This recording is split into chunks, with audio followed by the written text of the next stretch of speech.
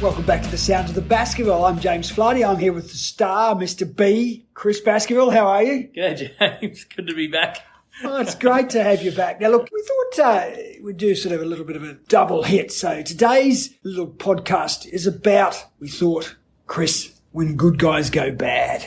You know, a lot of people, you don't wake up in the morning and say, I'm going to run a business that's a complete shock. Or do you? So maybe we might talk about that next time. But just people on the face of it who are good people who do bad things.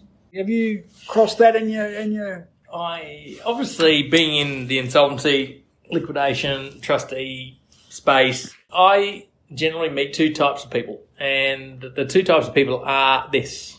You got the good guys that they deliberately try to create business, generate profit, make money, pay taxes, look after their employees, and then something within their business or sphere of influence went horribly wrong and now they're in financial trouble. Versus the other ones that I see that at some point in time in their business they made a cognizant decision to go and hurt other people financially or rip people off or went into business with that mindset of, I'm going to be a good business person by making sure I take as much money off you as possible, you know.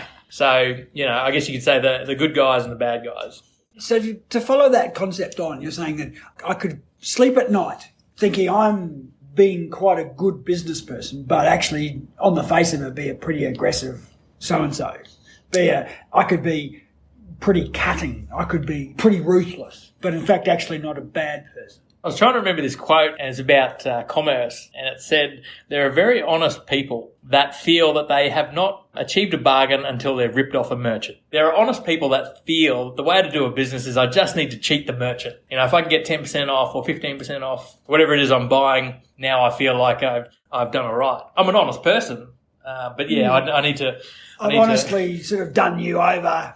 And then there's lots of countries we've all been on in our travels where that seems to be just the way that business is done and it's sort of a fact of life. It's a bit of a drag. I have to say for a lot of businesses in places like Australia, it's just nice to be able to do a transaction that's an honest, straight deal. Yeah. There's something in it for everybody and the world goes on. Well, I'll give you a contrast. So for some of us that have been over to Bali, and look, admittedly, I think with travel restrictions these days, most of us haven't seen it for 2 years. Or you went to Bali and got stuck in there for 2 years. One of the ways we've gone there. But I remember it was really important to be one of the first customers into a merchant's facility because that is very important to them and almost at a superstition level, the very first customer they do a business transaction with right there and then, because that then sets up the day for the merchant. So I knew exactly the products that I needed and which stores I need to go to. I wanted to be that first customer because you get what they call the morning price. So the morning price was, I need to get this deal done to set up my day, because if I get a deal done, I have good luck. If I don't do a deal, I have bad luck.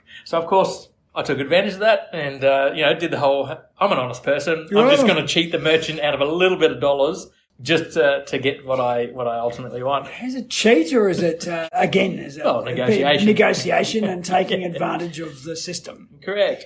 So you would not describe that as dishonest behaviour. So then if we talk about the business people that we both come across, we talk about the people who just tinker away and do what they do.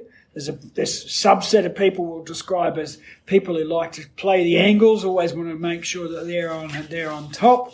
And those kind of people, we all know who they are, and people pretty much know who they are and how to play these people as well. So they maybe half the time aren't getting quite the deal that they think they are.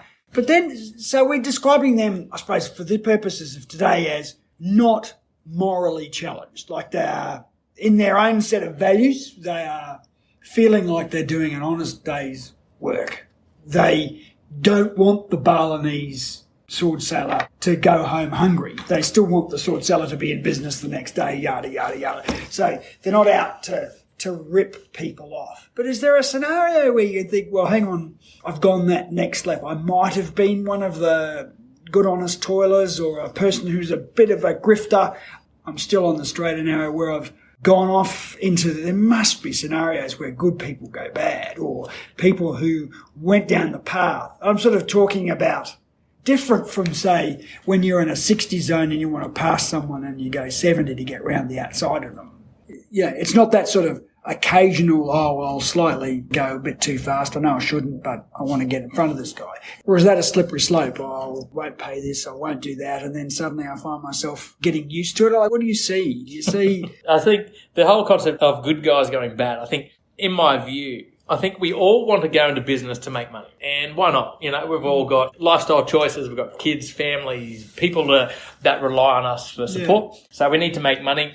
I guess most of us want to earn our money ethically and morally. So in other words, we can sleep at night by earning the money that we... It's better, isn't it? You know, that way I can go, okay, I've got this money here to look after my family and I haven't had to sell my soul. But I think what happens to people when there's something that has gone horribly wrong with their business, or they're starting to get into that real distress, or things aren't working in business, I think the good people go into self-preservation mode. So in other words, I'm no longer thinking about acting in the best interest of the company or my business and pushing it forward. I'm now going, I now need to think about me, you know, my family, my needs. And so when someone is desperate to find a solution to keep either the business going and all that, and they meet the wrong people, sort of untrustworthy advisors is what we refer to them as, they can lead them down a dark path, or they can lead them to break all the rules that, you know, you're supposed to be there to uphold. But I'm going to take that chance, because if I don't get caught, then I feel I've gotten away with it. I suppose, if I look at the world in which you live, there's outright fraud.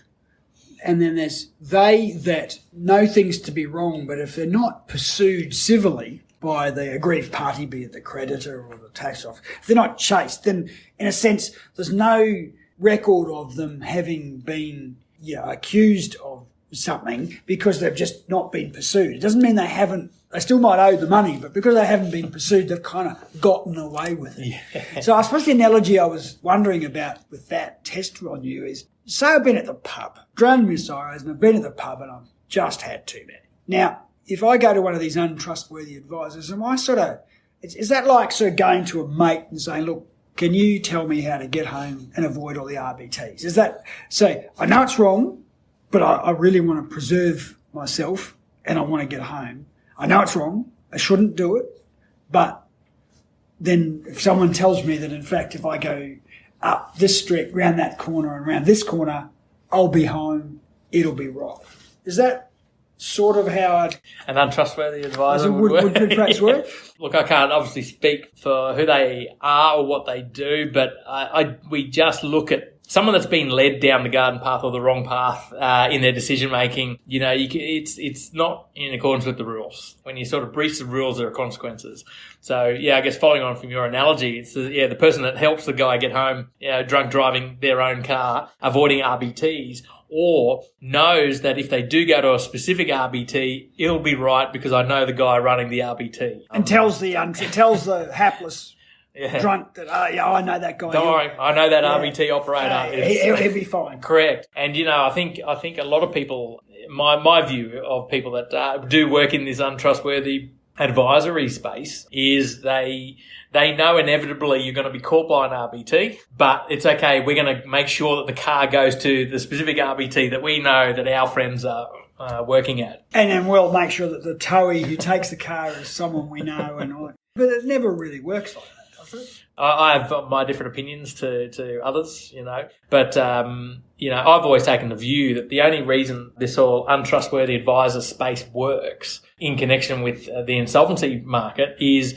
you have to have specific RBTs that will basically let certain drivers go through. And I suppose without asking you to talk about the profession in general, I think one of the challenges, though, is if I look at the number of insolvencies, like the number of companies that get wound up, like closed down versus the number that go through a formal process. So it's a small number who go through the formal liquidation and insolvency process versus the number that get deregistered. So lots of stuff goes on. But the way your role works is that you need to usually have a bunch of stakeholders, be they, the tax office or creditors or some cases investors who looking for their money back or some part of it back or salvaging the business or whatever the objective is. So your remuneration in a lot of cases needs to come from either that group or the proceeds of the sales of the assets of the business. So it's a challenge to do your job when, you're a business person yourself.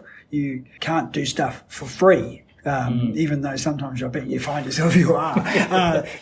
So that's the nature of the world in which you live. So and that's the thing that always makes you annoyed when you see the fancy European sports car go past you over the speed limit, or the boy racer with their cap on backwards in their little car zooming along the street with the P plate and going, well, where's the speed camera when you need it? Where's the RBT when you need it? Because that person's been weaving all the way home. The nature of the world in which we live is that there is a place for these untrustworthy people, because sometimes people have been getting away with it. We've covered in previous episodes where some of the loopholes are closing. Things like there's directors and investors. So you won't have so many homeless people suddenly becoming directors because of the directors and identification numbers. So there are some real ways that close. So you go back to that analogy. You've seen scenarios, or we've heard of scenarios, where somebody's told that if you come to this person, a good man or a good woman can be led to do the bad thing. Yeah, I think they can. I think because of the self-preservation, when you're in distress, self-preservation kicks in. And I think if the right untrustworthy advisor approaches that person with, that classic used car salesman smile with the wink in the eye and the little golden tooth that goes ding, and makes the person feel comfortable that they know what they're doing and that, hey, we've got a professional plan in place. If I'm a desperate director and, my livelihood's on the line here, and this guy's telling me exactly what I want to hear, and their plan seems sound, and it looks like they've got all these professional guys involved to help me out, you're going to take it, And I mean, it's the classic drowning man scenario. I've talked about that several times on these episodes, is that the lifesaver goes out, and one of the things they've got to watch out for is the drowning person trying to drown men in their efforts to keep themselves alive. Yep. We've seen some recent convictions where not only the director but also the advisor this time taken and actually done jail time. Yeah. So that's an important development. I think it's an important message that, I might think I'm good.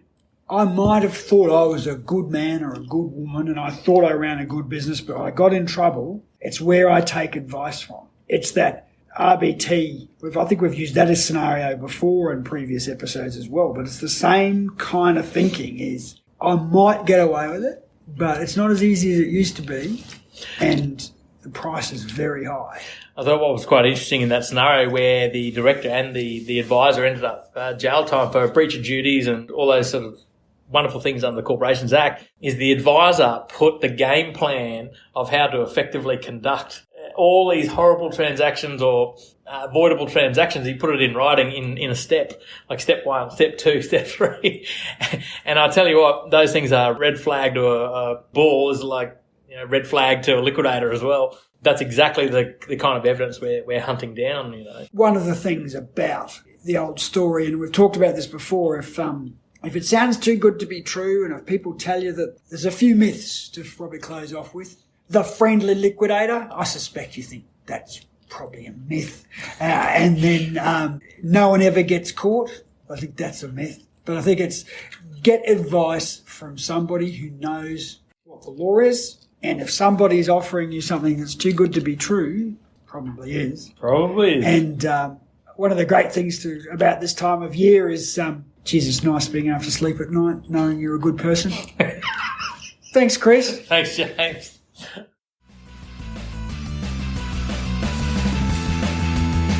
A reminder that these podcasts are general in nature and do not constitute advice, and they don't take into account your personal circumstances. So if you think, though, that some of the issues raised might apply to you, you should seek qualified financial, legal or counselling advice.